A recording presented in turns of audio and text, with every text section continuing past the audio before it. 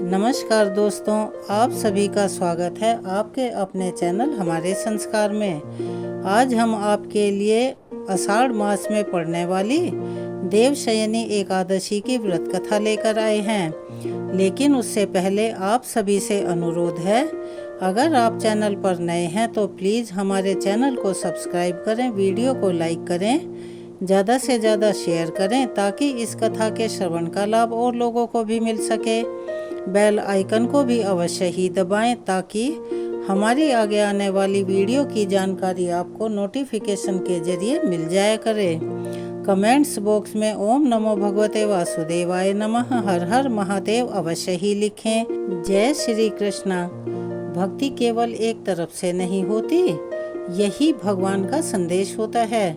जब विष्णु भक्त राजा बलि ने अपना सब कुछ समर्पित कर दिया था, तब प्रभु ने वामन रूप धरकर उसे केवल परखा ही नहीं, यानी कि भक्त की परीक्षा ही नहीं ली, बल्कि उसकी भक्ति के सामने झुके और उन्हें वचन भी दिया और कहा, हे बलि, मैं तुम्हारे प्रेम से, तुम्हारी भक्ति से अत्यंत प्रसन्न हूँ। अब मैं स्वयं तुम्हारे पास रहूँगा। और विष्णु भगवान का यही वचन प्रभु की करुणा का प्रतीक बन गया और उसी प्रतिज्ञा में बंधकर भगवान विष्णु देवताओं को छोड़कर, यानी कि देवलोक को छोड़कर पाताल लोक में राजा बलि के द्वारपाल बने।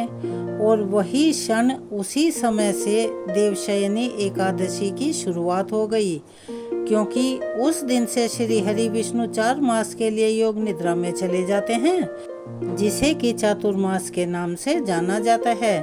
देवशयनी एकादशी का व्रत सभी करते हैं, तो यह केवल पुण्य ही नहीं देता, यानी कि हम अक्षय पुण्य के भागी नहीं बनते, उन भगवान के आदर्शों को याद करते हैं जो बुरे कर्मों की जैसे सजा देते हैं, लेकिन जो भक्ति भाव से उनका स्मरण करता है, पूजा अर्चना करता है, वे उसको कभी भी अकेला नहीं छोड़ते, यानी कि जो वचन अपने भक्त को देते हैं उसे कभी नहीं भूलते। तो चलिए आज देवशयनी एकादशी की कथा को केवल एक व्रत की कथा की तरह नहीं, बल्कि एक प्रेम और समर्पण की अनुपम गाथा की तरह सुनते हैं, जहां प्रभु ने यह दिखाया और सिखाया है कि वह केवल पूजे ही नहीं जाते, बल्कि जो भी भक्त सच्चे मन से श्रद्धा भक्ति भाव से उनका स्मरण और पूजा करता है, वह उसके चरणों में झुक भी जाते हैं। और अब गगन की शांति है, हस्तिनापुर की दिशा शांत और पावन हो उठी है। धर्मराज युधिष्ठिर ने अपने राज सिंहासन से उठकर प्रभु श्री कृष्ण की प्रतीक्षा कर रहे हैं और तभी शंखनाद होता है, आकाश स्वर्णिम हो उठता है और श्री कृष्ण अपने दिव्य विमान से प्रकट होते हैं। धर्मराज को सुनाने के लिए यह व्रत कथा जो हम आज आपके लिए लेकर आए हैं और आपके सामने प्रस्तुत कर रहे हैं, यह उतनी ही आवश्यक है और पावन है। धर्मराज युधिष्ठिर भगवान श्री कृष्ण से कहते हैं, हे मधुसूदन, आषाढ़ मास के शुक्ल पक्ष में आने वाली एकादशी का नाम क्या है और इस एकादशी का पालन करने की व्रत का विधि विधान क्या है। महाराज युधिष्ठिर की जिज्ञासा को सुनकर भगवान मधुसूदन कहने लगे, हे पृथ्वीलोक के संरक्षक, ध्यान पूर्वक सुनो जो मैं कह रहा हूँ। अब आपको वह कथा मैं सुनाने जा रहा हूँ जो कि एक समय सृष्टि के रचयिता ब्रह्मा जी ने देव ऋषि नारद को सुनाई थी। अब देखिए, जैसा कि आप तो जानते ही हैं कि परम वैष्णव नारद मुनि सदैव ही लोक कल्याण के लिए भिन्न भिन्न ब्रह्मांडों में विचरण किया करते हैं और करुणामयी देव ऋषि नारद सदैव सामान्य बद्ध जीवों का उद्धार हेतु प्रयासरत रहते हैं। ऐसे ही लोक कल्याण की जिज्ञासा लेकर एक दिन देव ऋषि नारद पहुंच गए श्री ब्रह्मा जी के पास और वहां जाकर श्री ब्रह्मा जी को प्रणाम करके उन्होंने पूछा, हे ब्रह्मा जी, आषाढ़ मास के शुक्ल पक्ष में कौन सी एकादशी आती है और वह किस प्रकार जीवों का उद्धार कर सकती है। देव ऋषि नारद का यह प्रश्न सुनकर ब्रह्मा जी ने कहा, मेरे प्रिय पुत्र, भगवान श्री विष्णु की प्रिय एकादशी से बढ़कर और भला क्या हो सकता है।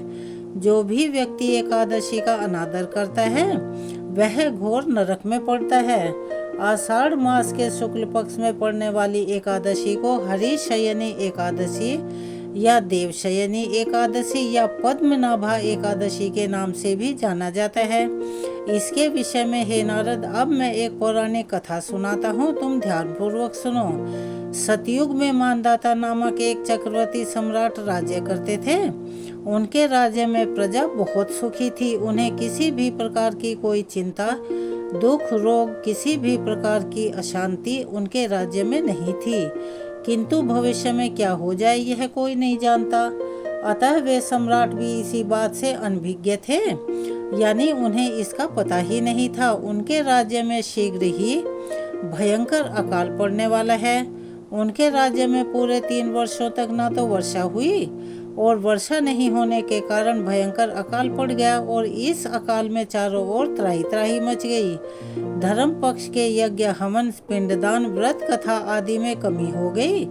जब मुसीबत पड़ी हो तो धार्मिक कार्यों में प्राणी की भला कहाँ से रुचि रह जाती है। भीषण अकाल से त्रस्त प्रजा ने अब राजा के पास जाकर रक्षा की गुहार लगाई।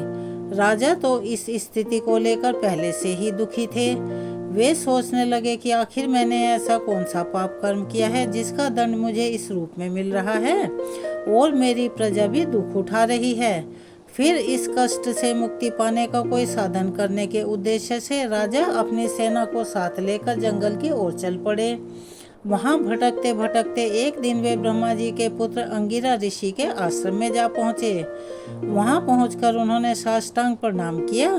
ऋषिवर ने आशीर्वाद देने के बाद कुशल मंगल पूछी। फिर जंगल में विचरने और अपने आश्रम में आने का कारण जानना चाहा।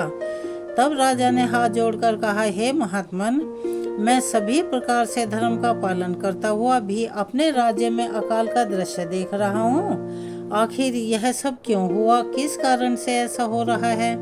कृपया इस समस्या का कोई मुझे समाधान बतलाइए।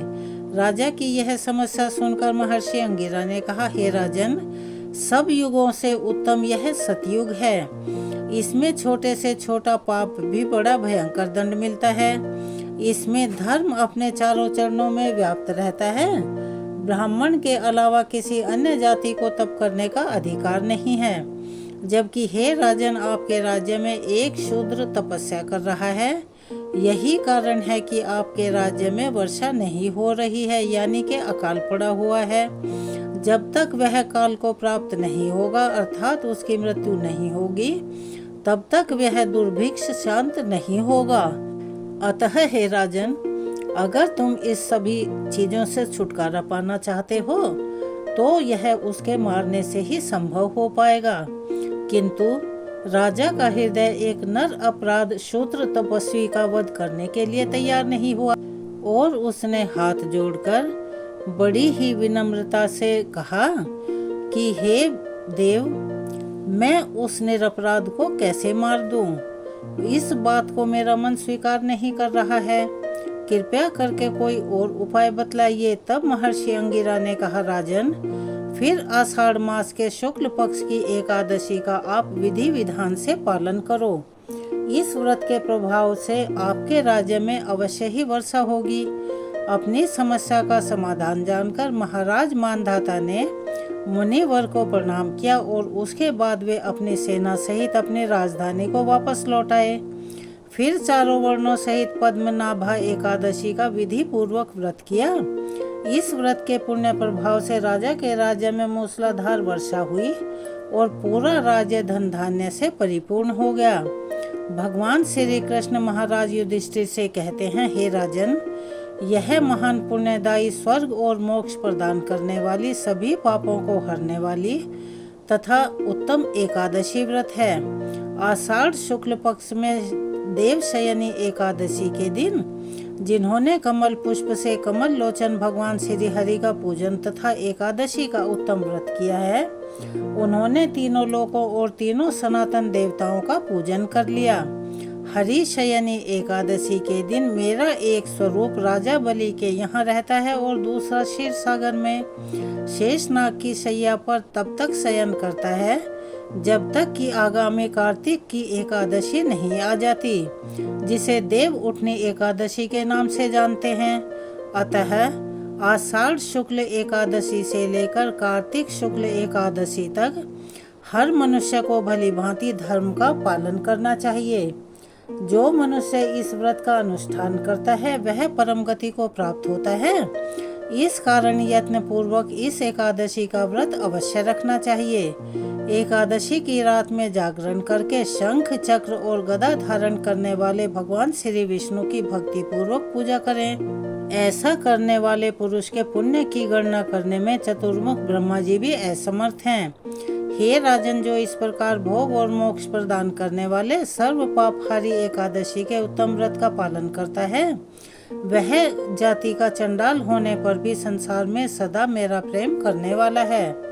जो मनुष्य दीपदान, पलाश के पत्ते पर भोजन और व्रत करते हुए चौमासा व्यतीत करते हैं, वे मेरे प्रिय हैं। चौमासे में भगवान विष्णु सोए रहते हैं, इसीलिए मनुष्य को भी भूमि पर शयन करना चाहिए। सावन में साग, भादों में दही, क्वार में दूध और कार्तिक में दाल का त्याग कर देना चाहिए।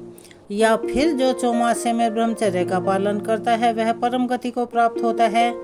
हे राजन, एकादशी के व्रत से ही मनुष्य सब पापों से मुक्त हो सकता है, अतः सदा इसका व्रत करना चाहिए, कभी नहीं भूलना चाहिए। श्री ब्रह्मा जी देव ऋषि नारद से कहते हैं, हे नारद, अब मैं देवशयनी एकादशी व्रत से संबंधित दूसरी पौराणिक कथा कहता हूँ, उसे भी ध्यान पूर्वक सुनो। पौराणिक कथा के अनुसार एक बार राजा बलि ने तीनों लोकों पर अधिकार कर लिया था, जिससे देवी देवतागण सभी परेशान हो उठे थे और भयभीत होकर देवराज इंद्र भगवान श्री विष्णु से सहायता मांगने के लिए उनके पास गए। तब श्री हरि ने देवताओं की रक्षा हेतु वामन अवतार धारण करके और भिक्षुक के रूप में राजा बलि के पास दान मांगने के लिए पहुंच गए। उन्होंने राजा बलि से 3 पग भूमि का दान मांगा, जिसमें वे पहले पग में समस्त दिशाओं सहित संपूर्ण पृथ्वी और आकाश को नाप लेते हैं। दूसरे पग में उन्होंने स्वर्ग को नाप लिया। अब तीसरा पग रखने के लिए कुछ भी शेष नहीं बचा। तो बलि ने अपना शीश आगे करते हुए निवेदन किया कि हे प्रभु, अपना तीसरा पग आप मेरे शीश पर रख लीजिए। राजा बलि की दानशीलता को देखकर भगवान विष्णु अति प्रसन्न हुए और बलि के इस दान और समर्पण से प्रसन्न होकर भगवान विष्णु ने बलि को पाताल का अधिपति बना दिया और वर मांगने को कहा। तब राजा बलि ने भगवान से पाताल लोक में ही बसने की इच्छा जाहिर की। भगवान विष्णु ने अपने भक्त बलि की इच्छा पूरी की और पाताल लोक में चले गए। भगवान के पाताल लोक में जाने से सभी देवी देवता और देवी लक्ष्मी अत्यंत चिंतित हो उठे। अपने पति को वापस लाने के लिए माँ लक्ष्मी जी एक गरीब स्त्री का रूप धारण कर राजा बलि के पास पहुंची। फिर राजा बलि को राखी बांधकर देवी लक्ष्मी ने उन्हें अपना भाई बना लिया और बदले में भगवान विष्णु को पाताल लोक से वापस ले जाने का वचन ले लिया। तब भगवान ने राजा बलि को निराश न करते हुए यह वरदान दिया कि वे हर साल आषाढ़ शुक्ल एकादशी से कार्तिक शुक्ल एकादशी यानी कि 4 महीने तक पाताल लोक में ही योग निद्रा में वास करेंगे।